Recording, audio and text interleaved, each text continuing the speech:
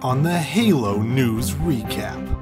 I give you all the information from this week's bulletin, including a Halo panel at RTX. The cast and crew of Forward Unto Dawn are in consideration for Emmy nominations. I tell you who's nominated for what.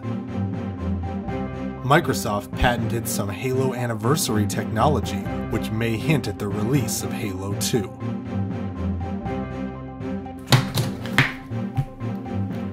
Hello, I'm Canon 4301, and I'm filling in for Minolta 1034, who couldn't make it tonight because he's too busy doing nerdy stuff, I guess. So I'm going to be taking over the newscast. So let's take a look at what he has on the docket. RTX Panel, Spartan Assault QA. Seriously? Matchmaking updates. Okay, none of this is interesting. Pokemon Snap. Why is it so hard to get a picture of a Pikachu? I mean, it's the main character, and yet all I have are freaking like Squirtles and Charmanders running all over the place. I mean, the reason that anybody bought that game was to take a picture of a freaking Pikachu. And you can't... Whatever happened to Nintendo 64? I haven't really played any consoles since then. We're ready to do this. I'm ready to... But... Hello. Can I help you? What are you doing?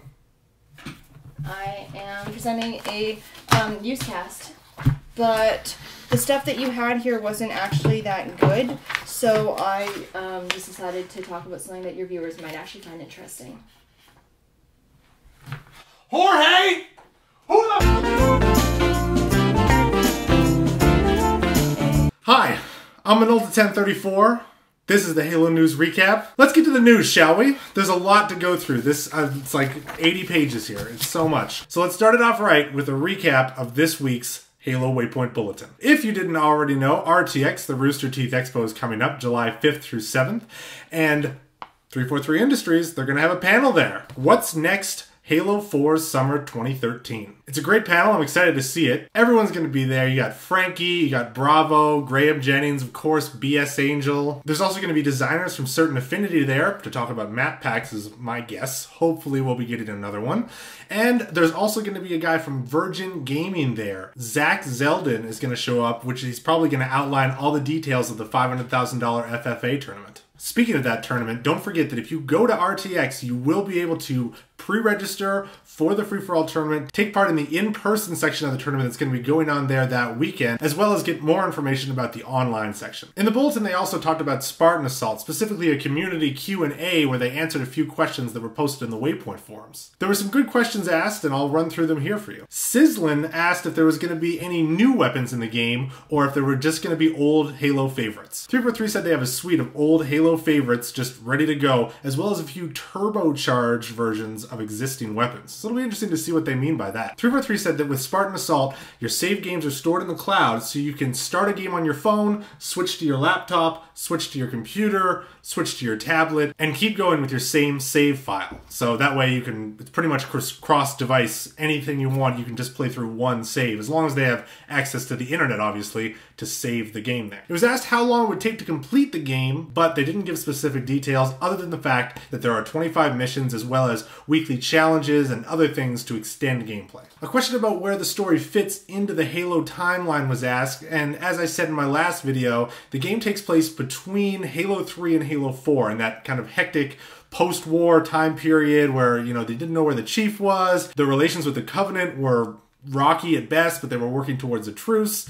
It was a complicated time, and you specifically are playing as Sarah Palmer, and you're going to find out what it was like at the start of her Spartan career. The game's going to cost $6.99. That's in US dollars, obviously. So international users might see a slight change, but $6.99 US dollars for either Windows Phone or Windows 8 version of the game. The question was asked if you don't have internet access, would you be able to save the game even if you couldn't access the cloud? Saved game data is stored locally and in the cloud. So So don't worry, even if you don't have internet access, the game data will be saved locally to that device, and then when it gets internet access again, it can upload that save file to the cloud. A question was asked about who will actually be fighting in the game. Who exactly are the factions that we're taking on? Which splinter groups, which parts of the Covenant? And they didn't really want to spoil anything, but they did say that you'll be fighting some familiar faces with new motivations. So it'll be interesting to see which characters that they bring into this game. Halo Spartan Assault will only be available digitally. There's no physical disc for this game. A little bit of elaboration on the cross between Spartan Assault and Halo 4. There was a question asked about how exactly the gameplay transferred between the two, and it was answered that you get at least one emblem. The specific responding was you get an emblem. So it might only be one bonus emblem that you get, but you can also earn XP towards your SR rank. But it wasn't specific as to exactly how you earn it or how much you would earn. It was asked whether Palmer would play as an ODST in the game or if she was strictly Spartan. And as you would expect, once you get to the Spartan program, you rarely go back. So she's going to be playing as a Spartan straight out. No disrespect to the ODSTs, but I mean, come on. Spartans, you know, like, once you've had steak, you're not going back to, I mean, ODST isn't McDonald's. Like, once you've had really good steak, you're not going back to pretty good steak. It was asked if there was a significance to the fact that Palmer's armor is silver while Davis's is gold, and the response was a maybe. We don't know what the exact significance of that is, but we do know that it has some kind of significance. I mean, they wouldn't have been so coy about it if it didn't have some kind of meaning, right? But right now, we really don't know. What are your theories on that? It was asked whether the Spartan Assault game was going to explore different areas of the Halo universe, and while they said that right now they're just focusing on getting this initial venture out, they didn't rule out the fact that there could be other mini games and expansions and side things that would give more girth and expansion and general interest to the Halo universe. They still don't have a specific release date for Spartan Assault, except to say that it's coming out in July 2013, next month. Hopefully we're going to get more information. I would guess probably at the RTX panel we'll get the full details and an exact release date. It was also asked whether the Brutes in Spartan Assault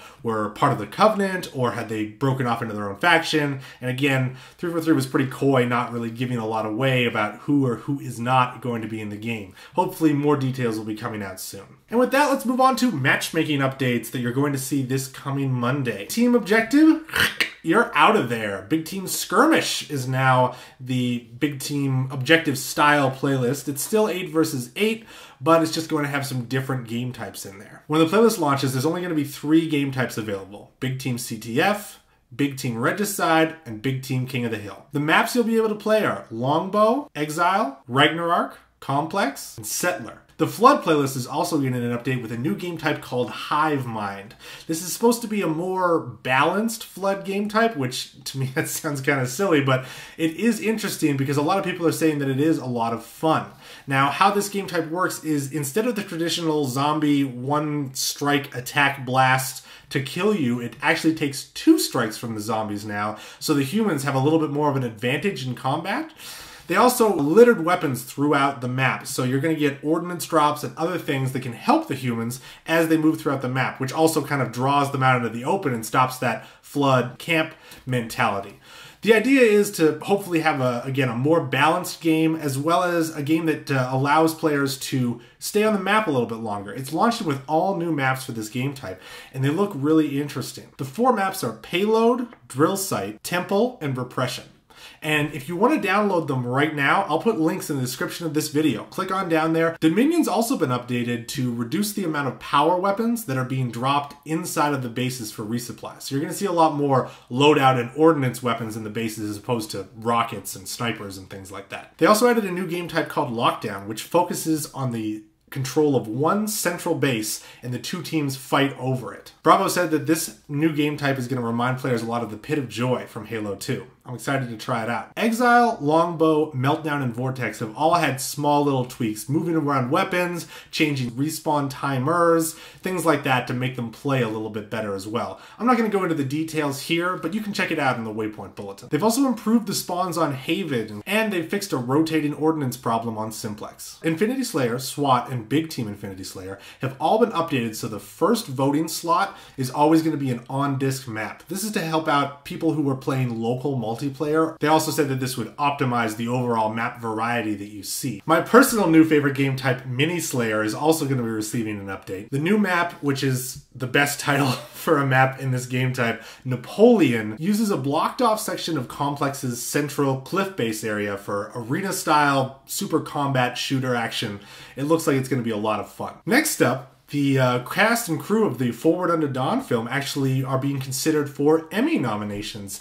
The nominations don't actually come out until July 18th, but a bunch of people have been recognized. I wish the best of luck to all of these guys. I think that they all deserve to win. They've done fantastic jobs, but we'll see what the actual nominations come out as on July 18th. Finally, an interesting story coming out of the patent office today. Microsoft recently filed a patent for their technology that they used in Halo CE Anniversary. The patent covers the switching between the two graphic engines in the game, so switching between the classic graphics and the new graphics. The reason this is interesting is it could be a positive sign for the existence of games like Halo 2 Anniversary. If they're patenting this technology, that means that they want to control it because they want to use it in the future. Now, of course, any big company patents everything ever that they could ever find because it just makes sense to do that. It's interesting because this follows an IGN article that came out just a couple of days ago where Ryan McCaffrey interviewed Phil Spencer about the specifics of Halo 2 Anniversary, the new Halo Xbox One game. And when asked about Halo 2 Anniversary, Phil was a little coy, but I mean, he was also honest about the fact that they have discussed it, but they're not moving forward with anything concrete at the moment. He said, the Halo Anniversary was as much about the launch of the first Xbox as it was about the 10-year anniversary of Halo. He said it was a culmination of a lot of things coming together, but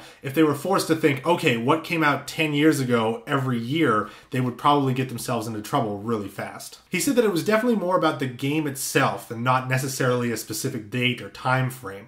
He said he wanted to make sure that the experience they were bringing to market was of the highest caliber. So I guess that means that it's good that they're focused on making sure that if they do a Halo 2 remake, it's going to be high quality, but at the same time, he's not guaranteeing that it's going to be coming out anytime soon. In the same article, they specifically asked about the Xbox One Halo game and the lack of a specific number after the title. I mean, is this Halo 5? Is it something else? Phil said that it was a thought piece by the studio that was about where Master Chief was in his journey.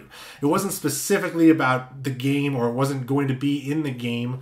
He said it's sort of like how Halo always has two E3s. The initial reveal E3 and then the next E3 that's bigger, badder, you know, like this is the whole deal sort of thing. So what I guess that means is that you're not going to see this new Halo game until at least the third quarter of the new year, because there'll be a big reveal and a big, huge deal at the 2014 E3 that's coming up in, you know, a little bit less than a year. So it's probably going to be a while before we know a whole lot of concrete details about that next Halo game. Well, with that, guys, I am done. I don't have anything else to say. I'm sorry about whatever happened in the intro there. I will make sure that no attractive blonde women get in here ever again. This is only fat, hairy guys. Thanks a lot for watching, guys. I really appreciate it. I'm glad that I'm back making videos. It feels really great. I am excited about all my new stuff that's going on. I want to do more videos, and I'm going to do more videos. So keep watching. What do you guys think the new Halo game is? Honestly, I don't know. Is it Halo 5? I mean, if they were going to do that, I feel like they would just come out and say it. So what do you think it is? Is it Halo 4 ODST? Is it Halo 2 Anniversary? Is it Halo 3 half anniversary? I don't know. I really don't know what it's going to be, but I'm excited to see it. And leave your thoughts in the comments. I want to know what you think about it. I'm your host, Minolta1034. This has been the Halo News Recap. Thanks again for watching, and I'll see you next time.